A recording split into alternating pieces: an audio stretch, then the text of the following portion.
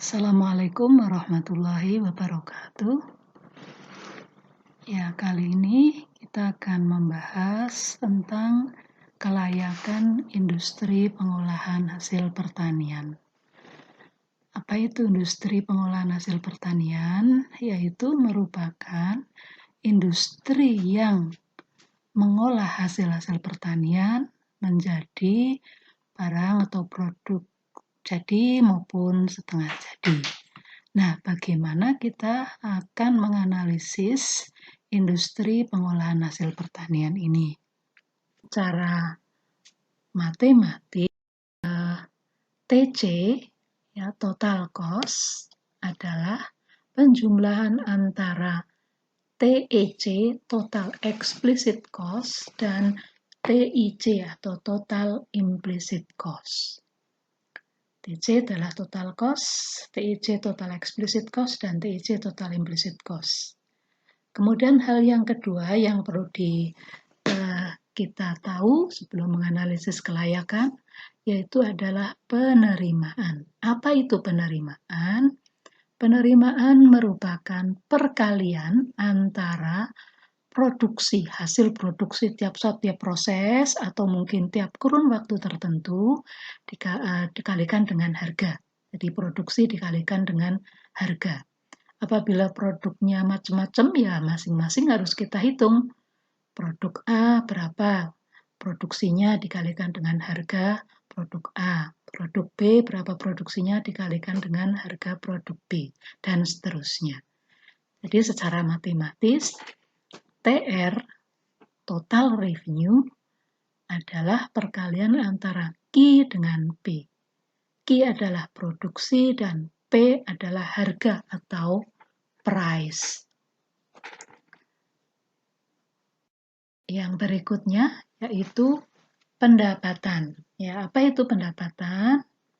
Pendapatan merupakan selisih antara penerimaan total atau TR, kemarin tadi kita sudah bahas, total revenue, dengan biaya eksplisit atau total explicit cost. Jadi kalau kita ngitung pendapatan, maka yang diperhitungkan adalah biaya eksplisit saja. Itu selisih antara penerimaan total dengan biaya eksplisit. Tadi sudah kita bahas, biaya eksplisit ada biaya bahan baku, bahan pembantu, tenaga kerja luar keluarga, penyusutan, sewa tempat, itu masuk dalam biaya eksplisit. Kemudian yang berikutnya yaitu keuntungan. Apa itu keuntungan? Keuntungan merupakan selisih antara penerimaan total dengan biaya total.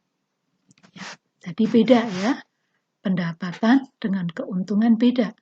Kalau pendapatan adalah penerimaan total dikurangi dengan biaya eksplisit, tetapi kalau keuntungan adalah penerimaan dikurangi dengan biaya total yang terdiri dari biaya eksplisit maupun biaya implisit. Ada kalanya kalau industri kecil ataupun industri rumah tangga, kalau dihitung keuntungannya biasanya kecil sekali, ya, karena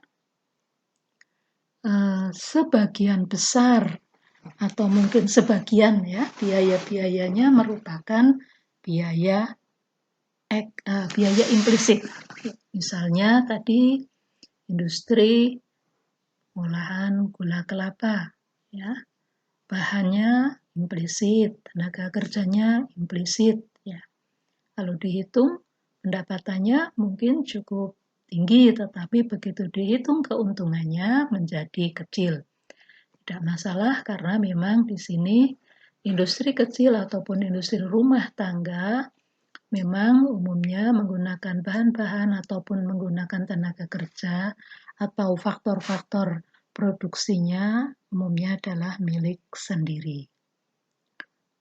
Kemudian,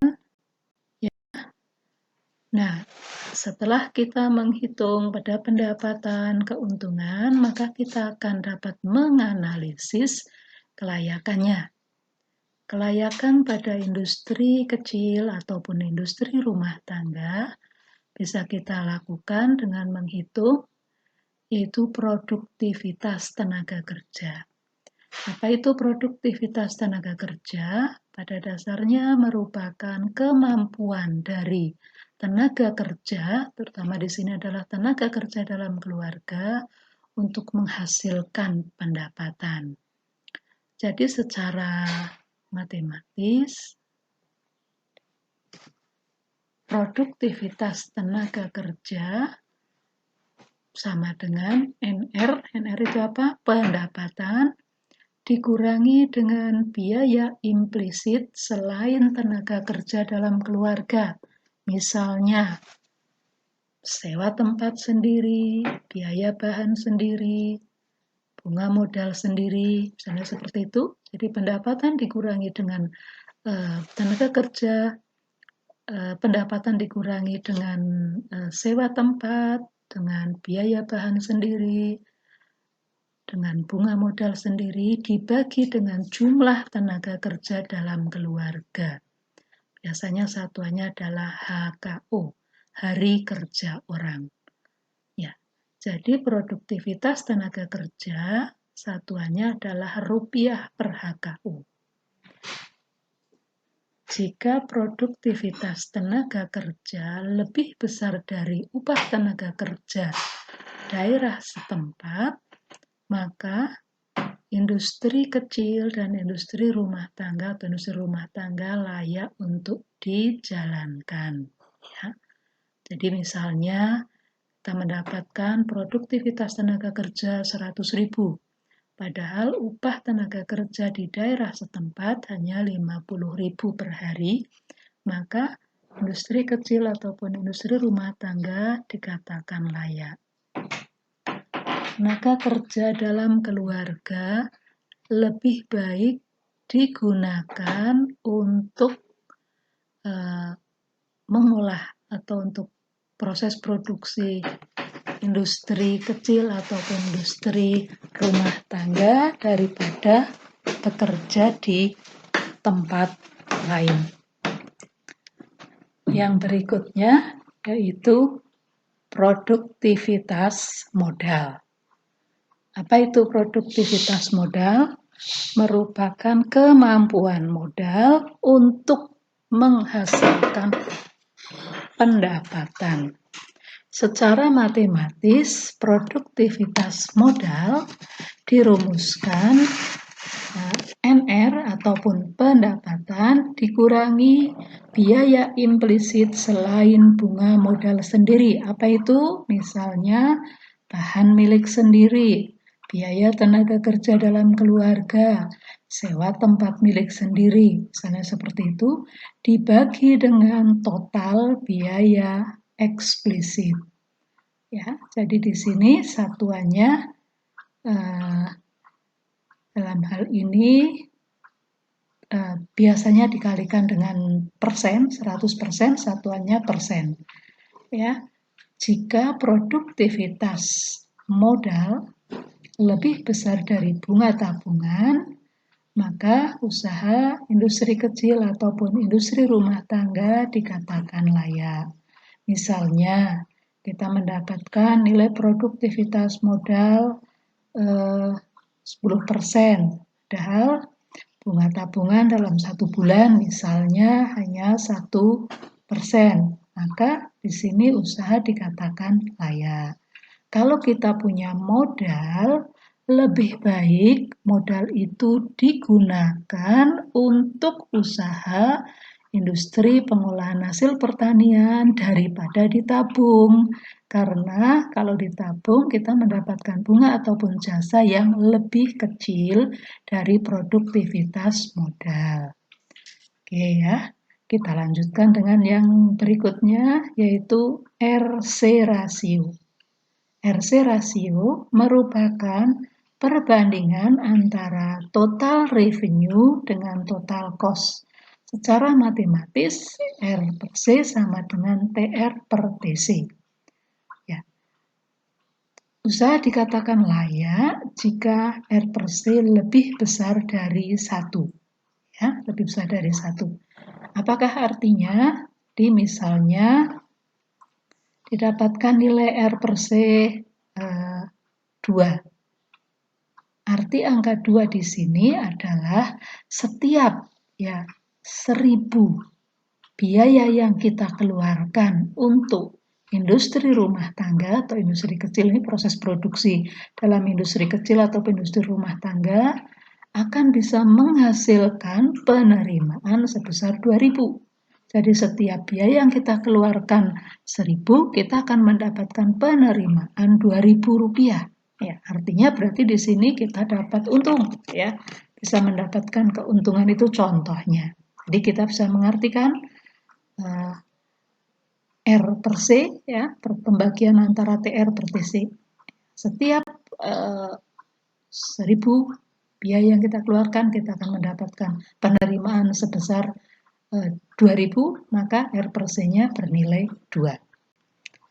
Oke, baik, kita lanjutkan dengan yang berikut, yaitu break-even point. Apa itu break-even point? Biasanya kita mengenal dengan istilah BEP, yaitu suatu keadaan di mana usaha yang kita jalankan, dalam hal ini berarti usaha pengolahan hasil pertanian, itu tidak mendapatkan keuntungan, tetapi juga tidak rugi, ya. Jadi tidak untung dan tidak rugi. Dengan kata lain, TR di sini total revenue sama dengan total cost. Ya, maaf ada sedikit salah tulis, untung dan tidak rugi. BEP ada 2 macam, yaitu BEP produksi dan BEP harga. BEP produksi, rumus yang paling mudah adalah TC, total cost, dibagi dengan harga. Ya, total cost dibagi dengan harga. Usaha pengolahan hasil pertanian skala kecil atau rumah tangga dikatakan layak jika produksi atau lebih besar dari BEP produksi. Ya, itu maka dikatakan layak. Kemudian yang kedua, BEP harga. Bagaimana cara menghitung BEP harga? BEP harga adalah TC dibagi dengan Q. Usaha dikatakan layak jika harga jual dari produk yang kita hasilkan lebih besar dari BEP harga. Ya, jadi kita bisa mencari dua-duanya untuk melihat apakah produk yang kita hasilkan sudah melampaui BEP, ya, baik BEP produksi maupun BEP harga. Kemudian yang berikutnya itu nilai tambah. Ya. Nilai tambah ini merupakan konsep yang sering kita gunakan memang untuk membahas biaya pengolahan hasil pertanian. Ya, di sini besarnya nilai tambah pada dasarnya karena proses pengolahan didapatkan dari pengurangan dari nilai produksi yang dihasilkan dengan biaya bahan baku dan biaya input lain kecuali tenaga kerja. Jadi misalnya kita mempunyai bahan baku misalnya saja 1 kilo kedelai, ya, kita gunakan untuk membuat produk misalnya tempe. Ya, dari 1 kilo kedelai itu bisa menghasilkan 5 bungkus tempe yang kita jual dengan harga 5.000, berarti penerimaannya 25.000. Nah, untuk menghasilkan tempe tadi bahan bakunya misalnya kedelainya 10.000, biaya lain-lain 5.000. Nah, berarti di sini nilai tambahnya adalah tadi 25.000 dikurangi dengan bahan baku 10.000 dikurangi dengan input lain-lain 5.000. Sehingga nilai tambah yang dihasilkan setiap kita memproduksi 1 kilogram, mengolah 1 kilogram kedelai menjadi tempe, di sini adalah 10.000. 25.000 dikurangi dengan 10.000 dikurangi lagi dengan 5.000. Nah, secara sistematis untuk mencari nilai tambah bisa menggunakan rumus seperti ini. Pertama, kita harus tahu berapa outputnya. Misalnya 1 minggu atau 1 kali proses, misalnya. Berapa produksinya, ya. Kemudian yang kedua, untuk menghasilkan output tersebut, kita menggunakan berapa inputnya. Nah, inputnya, ya misalnya outputnya kita di sini tadi outputnya misalnya berapa? 20 misalnya ya. Outputnya 20, inputnya berapa? Oh, inputnya mungkin 50, misalnya kilo, sama-sama 50 kilo. Maka faktor konversi, ya yang berikutnya, nomor 3, faktor konversi adalah output dibagi dengan input. Ya, tadi output dibagi dengan input. Ya, itu. Kemudian itu harus kita cari harga produknya berapa, kita tahu harga produk, misalnya tadi produk per kilonya berapa, kita harus tahu. Setelah itu kita perlu tahu juga nilai input atau harga dari input bahan baku. Ya, tadi misalnya harga kedelainya berapa per kilonya, berapa per kilo inputnya. Di sini kita harus tahu berapa harga inputnya. Kemudian yang berikutnya adalah nilai input lain. Nilai input lain di sini adalah biaya lain selain bahan baku tadi, tapi juga selain tenaga kerja. Tenaga kerja nggak bisa masuk. Berapa input-input lainnya kita jumlahkan, bahan pembantu, kemudian biaya penyusutan, biaya lain-lain, dan seterusnya kita jumlahkan, dibagi dengan jumlah input ya yang kita gunakan, berapa jumlah yang kita gunakan. Ini masuk ke nilai input lainnya, karena kita menghitungnya per 1 kilogram input. Kemudian yang berikutnya, nomor 7 adalah nilai produksi. Ya, nilai produksi di sini adalah perkalian antara nomor 3 tadi faktor konversi dengan harga. Berapa nilai produksinya. Nah, yang ke-8 nilai tambah. Nilai tambah di sini adalah pengurangan antara nilai produksi tadi, yang nomor 7, dikurangi dengan nilai input bahan baku, yang nomor 5, dikurangi lagi dengan nilai input lainnya. Ya, tentunya sudah dihitung di yang nomor 6. Itu akan ketemu nilai tambahnya. Yang ke-9 yaitu rasio nilai tambah. Rasio nilai tambah merupakan pembagian antara nilai tambah dengan nilai produksi ya dikalikan dengan 100 satuannya persen. Berapa di sini nanti akan ketemu. Nah, tentunya nilai tambah yang semakin baik, semakin besar, maka berarti industri pengolahan hasil pertanian pada skala kecil ataupun menengah itu semakin baik ya kondisinya karena nilai tambahnya tinggi. Demikian baik dari nilai tambah maupun dari rasio nilai tambah. Nah, itu semuanya beberapa alat analisis yang digunakan untuk mengetahui kelayakan industri pengolahan hasil pertanian.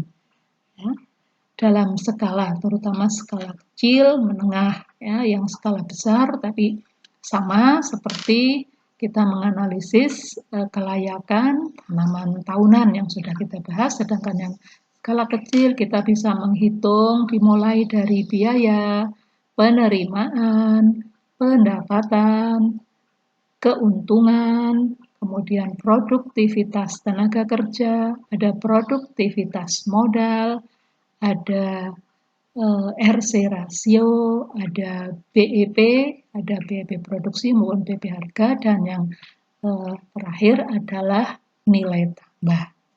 Nah, demikian beberapa yang harus kalian tahu bagaimana kalau kita ingin menganalisis kelayakan secara finansial pada industri pengolahan hasil pertanian. Nanti di sini akan dilanjutkan dengan kalian latihan untuk menghitung nilai tambah. Kira-kira seperti itu. dulu. Terima kasih atas perhatiannya. Assalamualaikum warahmatullahi wabarakatuh.